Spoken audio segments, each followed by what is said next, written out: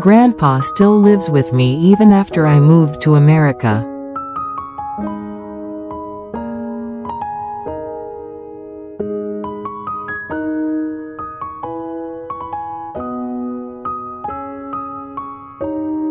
He said that if he quits his railroad job,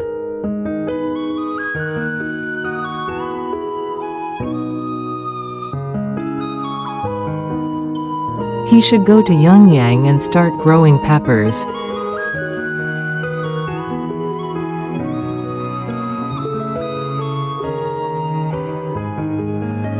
My grandmother planted potatoes and beans in the small field my grandfather had made for her.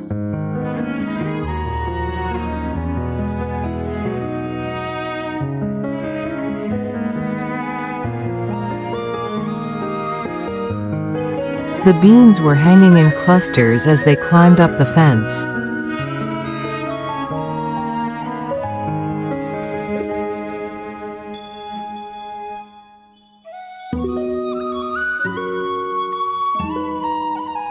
And in the evening, before cooking rice, we picked the beans, peeled them, put them in a bowl, and poured them into the pot where the rice had just been placed.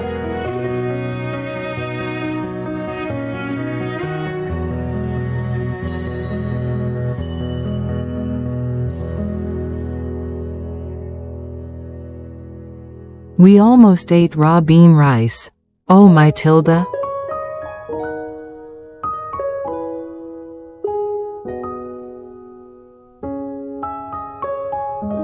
There was a time when the sound of joyful laughter went over the fence.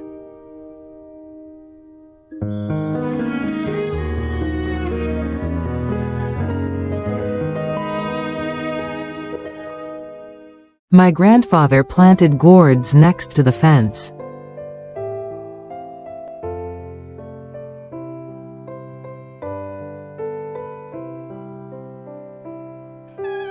When autumn arrived, they would pick gourds.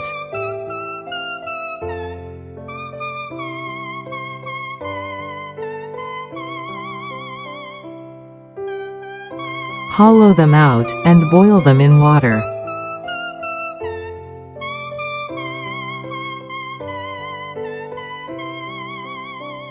And they were dried in a shady corner of the porch.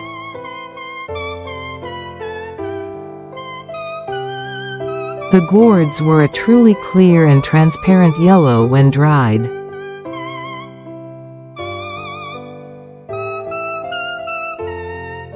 And my grandmother used these transparent, clear gourds, placing them near the rice bin, the salt jar, and the well, and in various other places. I had to transfer to a high school in Seoul in the middle of the second semester of my second year of high school.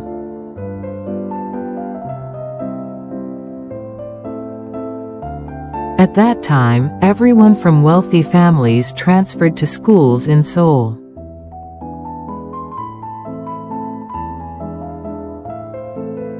Everyone thought that they had to go to Seoul to be considered human.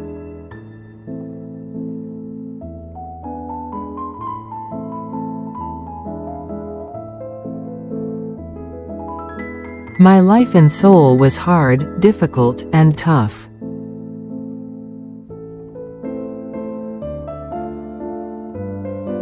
I came to Seoul with my younger siblings' transfer certificates.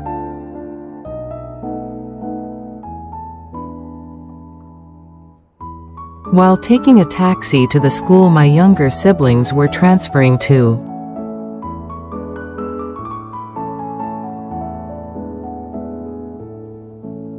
I accidentally left my transfer card in the taxi.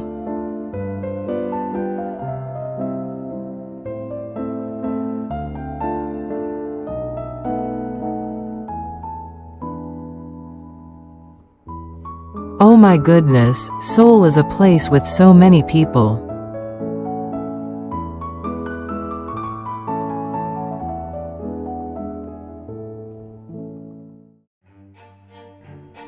The taxi driver said that if I went to the broadcasting station in Namsan and asked them to find my transfer certificate,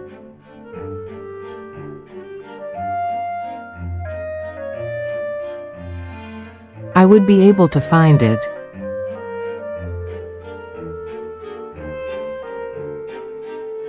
So I went to the broadcasting station and asked to be on the air.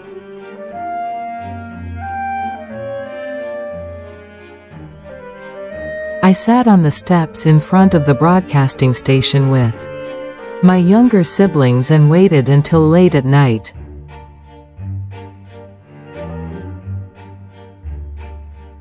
But that important transfer certificate never came back.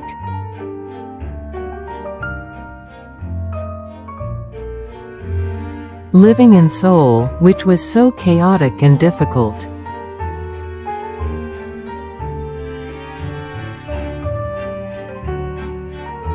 I couldn't even think about my grandfather anymore.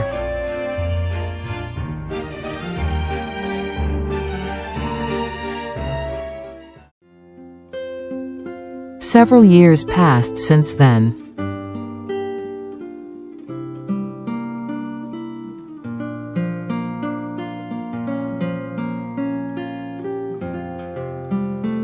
My father, who missed Haeju, became sick with longing and went on a long trip to Haeju.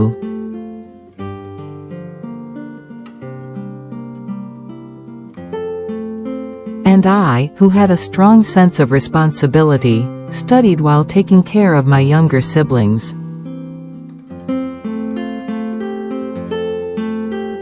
The strong sense of responsibility and the character of not neglecting my studies were fostered by my grandfather. I got a job at a company that my friends envied.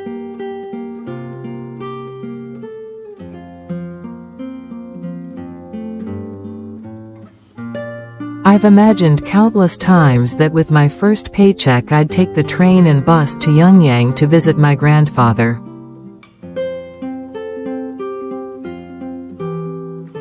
I saved money when I got my bonus.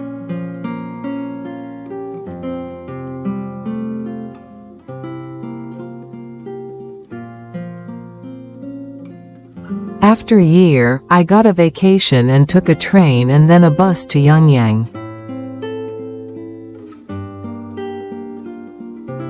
I went to Yongyang, remembering the time I went there with my grandfather when I was young.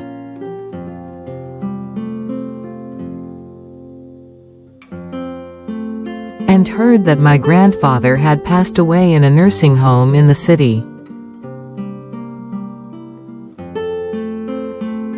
It was a long time after that day that I was able to visit the nursing home that the person who had been farming my grandfather's fields had told me about.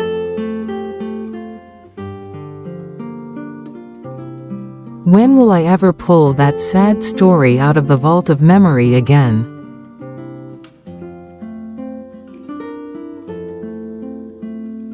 So many dates have passed.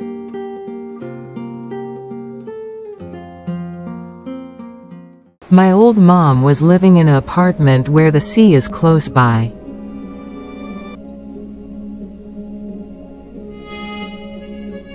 One day, I told Mom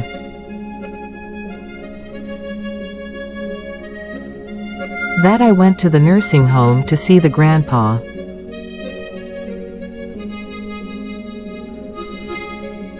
When my mom heard it, she was crying loudly as if it was in the fiction story.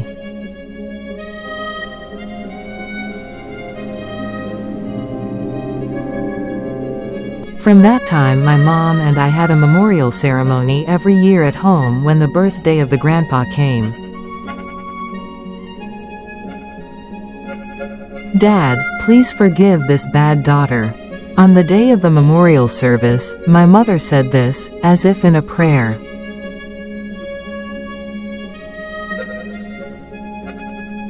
That sad prayer sometimes echoed in my heart. Mom, it is not your fault. My young mother said she hated her father for drinking while grieving over her brother's death, and she also hated him for bringing Grandma Yu Kyung-ae from Japan. My young mother lived well on her own, so it wasn't a sin. Nobody among us has a sin. Even the Cardinal Kim Soo-won said same thing. To live is a sin. I still remember the request my grandfather made to the mother goat.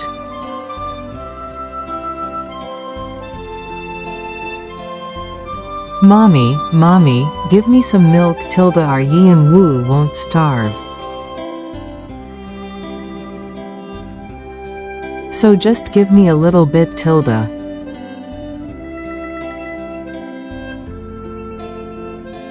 He made cheese by turning a wooden barrel for several hours with the milk he got from the goats.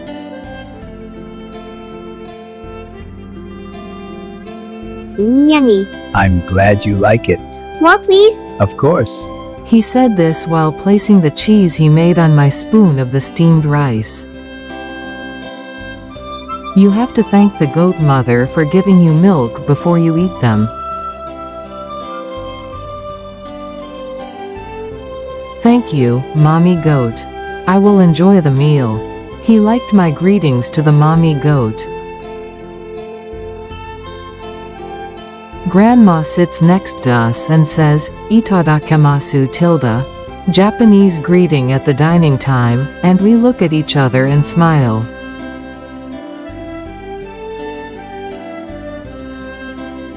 Thanks to the grandparents' intensive care, I have lived my life well.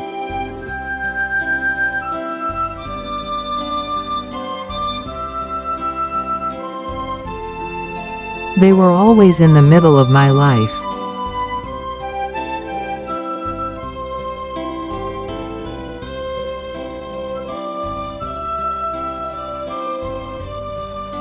I thought the grandpa first of all when I got the job at a good company.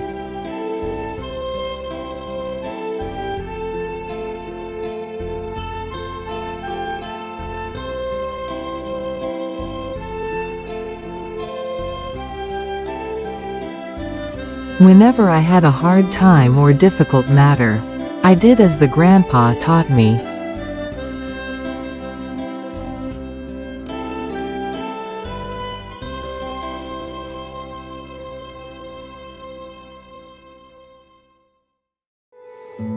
I lean on the tree with my back and watch the moon to pray.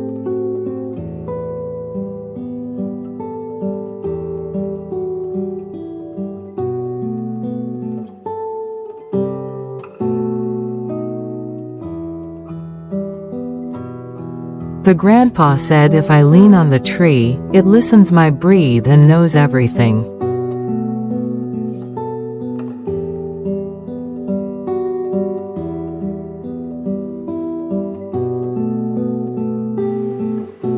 If I am sick, sad or happy.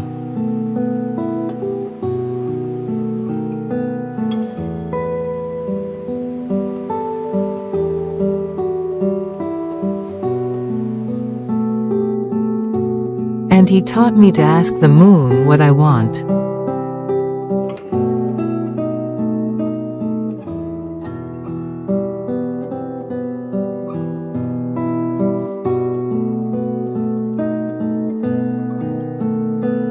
There were so many things in my life I could overcome thanks to the grandpa's teaching.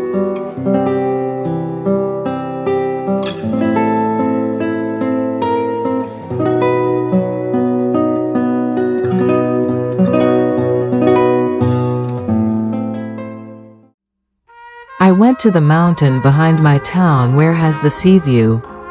A large pine tree was gently swaying in the sea breeze. It was not deep night.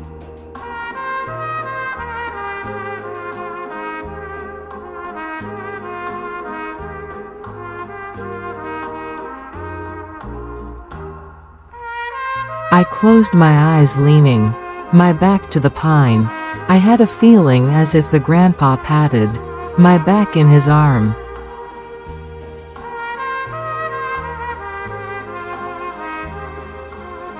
Grandpa, do you go with me? You said you will be always with me. Don't you? For sure, I go of course with you.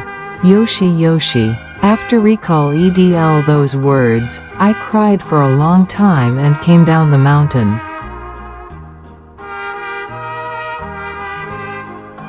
Wiping my tears with the back of my hand.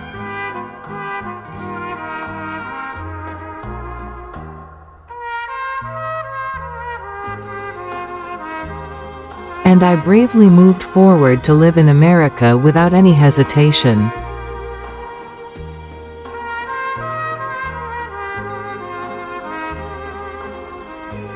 Even though I hated it or I loved it, I also held in my heart the memory of Aunt Jaya.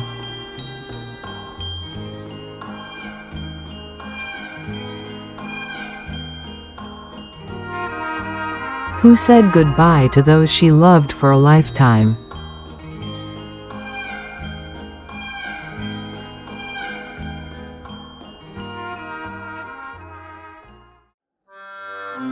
Tears that replaced hesitation. Goodbye, desires that are no longer mine.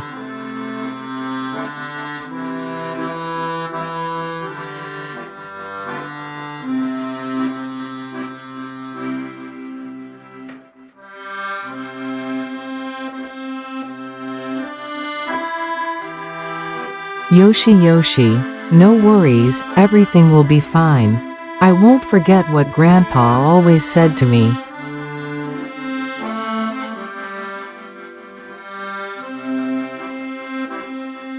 I love you, Grandpa. I miss you so much. I'm bitter about losing your love.